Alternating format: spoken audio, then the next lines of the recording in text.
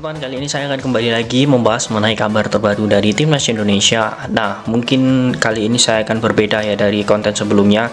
Yang sebelumnya mungkin saya lebih membahas mengenai skuad pemain-pemain keturunan, kemudian kabar-kabar terbaru dari pemain-pemain keturunan. Di sini saya akan mengutip dari beberapa media Vietnam dan juga media Indonesia bahwa sebenarnya ada hal yang sangat luar biasa dari sosok Sintayong. Mengapa demikian? Karena ini menyangkut bagaimana pola strategi dan kerangka tim yang dibangun oleh Sintayong ternyata juga ingin dalam tanda kutip ditiru oleh pelatih Vietnam. Nah, ini akan menjadi hal yang sangat bagus dan pembahasan yang sangat menarik karena apa? Di sini saya akan memperlihatkan terlebih dahulu bahwa pelatih Vietnam memang sangat tertarik untuk dalam artian ya menelisik gaya strategi yang dilakukan oleh Sintayong. Nah, di sini saya melihatnya teman-teman dari beberapa kabar ini mengatakan bahwa pelatih Vietnam ingin mencari pemain-pemain keturunan Vietnam yang ada di seluruh dunia. Artinya dia menunjuk pelatih fisik, dalam hal ini juga pelatih tim analisis untuk bisa mencari atau keluar dari Vietnam, kemudian mencari pemain-pemain itu agar bisa bergabung bersama timnas Vietnam, baik itu di kelompok umur U20, kemudian U23, kemudian senior. Tentu ini akan menjadi gambaran tersendiri bagi skuad Vietnam nanti. Tujuannya hampir mirip dengan Coach Sintayong, yakni ingin membentuk kerangka tim untuk 3-4 tahun yang akan datang. Ya, ini memang sebenarnya teman-teman, kalau saya melihatnya mungkin banyak yang pro dan kontra dengan para pemain-pemain keturunan. Namun sepertinya pelatih modern dan juga pelatih-pelatih yang memiliki caps internasional itu lebih sadar dan juga lebih paham bagaimana kapasitas skuad yang diinginkan. Artinya yang selama ini dalam artian kita banyak berbicara mengenai local pride dan lain sebagainya, ini pun juga tidak berlaku pada timnas Vietnam saat ini. Karena apa ya, kita ketahui perkembangan bagaimana pemain-pemain itu dalam mengolah skill, kemudian pola latihan itu juga dilihat dari segi teknis pelatih. Nah, inilah mengapa sebenarnya pelatih Vietnam ini juga menginginkan hal itu dimiripkan seperti Indonesia. Nah, sebenarnya kita juga harus memiliki rasa syukur ya, dan juga kita harus bangga. Karena apa ya, saya kutip dari beberapa media Vietnam ini, dia mengatakan bahwa pelatih analisis dan juga beberapa pelatihnya ini harus pergi ke luar negeri dan harus mencari pemain-pemain yang memang memiliki darah atau garis keturunan Vietnam. Nah, berbeda dengan Indonesia, kita bersyukur sekali kita sudah ada sosok diaspora internasional yang dikomandoi oleh Bapak Hamdan Hamedan.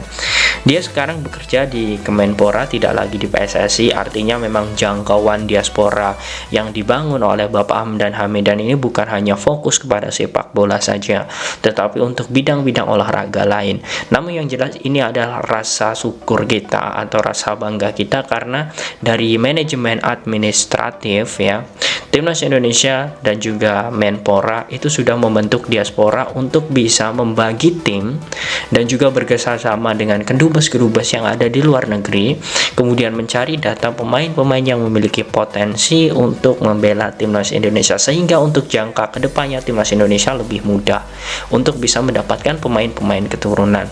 Ya, kita ketahui 2 laga di TC atau 2 pertemuan training center Sintayong memang tidak ada bersama Timnas Indonesia. Dan kabarnya saya melihat informasi dari orang dalam pun juga mengatakan bahwa sebenarnya Sintayong ini sedang berada di Eropa bersama tim analisis dan juga beberapa perwakilan diaspora untuk bisa melihat pemain-pemain grade A membela Timnas Indonesia di Piala Asia. Ya, kita tentu sudah mengetahui seperti sosok Tom Haye, kemudian ada pemain lainnya seperti Ilan Madsen, kemudian ada Jairo Riedewald, kemudian ada Pascal Struijk, kemudian ada beberapa lagi seperti Kevin Dijk. Itu mungkin akan bisa menjadi incaran-incaran terbaru dari Sintayong.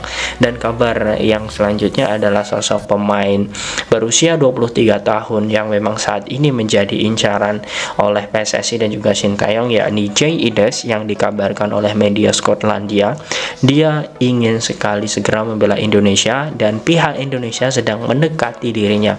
Nah, apakah Sintayong kemarin bertemu dengan sosok Jay Idols atau tidak? Tentu ini akan menjadi rahasia bagi PSSI. Kita akan melihat bagaimana perkembangan terbaru. Oke, kita kembali lagi ke Vietnam tadi. Nah, sebenarnya seperti ini, bahwa pola pikir yang dilakukan oleh pelatih Vietnam ya, yang juga saat ini dia melatih beberapa timnas sebelumnya seperti timnas Cina, yakni Philippe Troussier, ini juga memiliki banyak sekali pengalaman dalam melatih dan juga menganalisis pemain-pemain muda. Nah, artinya dia tidak ingin blunder di timnas Vietnam, dia juga tidak ingin dipecat secara tidak hormat di Vietnam. Dia melakukan pola strategi mirip Sintayong ini tujuannya agar kerangka tim ini bisa terbentuk.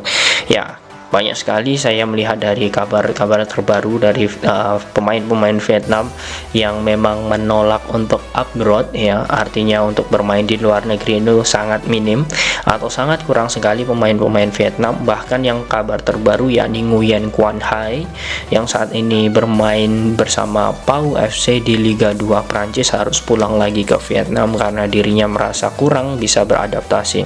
Artinya kita bersyukur memiliki pelatih Sintayong ini yang selalu mendorong pemain-pemain mudanya, pemain-pemain lokal untuk berkarir di luar negeri seperti sosok Marcelino Ferdinand, kemudian Pratama Arhan, Asnawi Mangkualam dan beberapa pemain-pemain lainnya.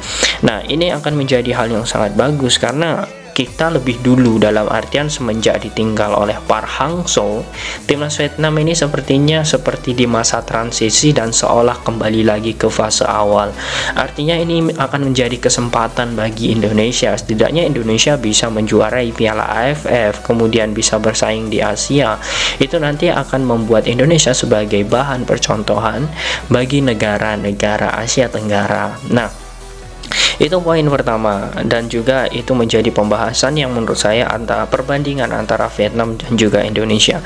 Ditambah lagi teman-teman dari segi kualitas dan juga penduduk, kemudian transformasi sepak bola, saya melihat dari data bahwa sebenarnya Indonesia ini akan lebih serius, dan Indonesia dimulai dari kepengurusan baru PSSI ini lebih serius. Faktanya seperti ini, ketika Erick Thohir sudah menjadi ketua umum dan berhasil disumpah menjadi ketua PSSI, banyak gebrakan yang dilakukan, bagaimana pembenahan wasit, kemudian struktur liga, kemudian kolaborasi dengan Federasi Jepang, kemudian saat ini sedang mencari direktur teknik dari Jerman, dan ini pun akan menjadi hal yang memang sangat ditunggu, bagaimana perkembangan juga prestasi timnas Indonesia.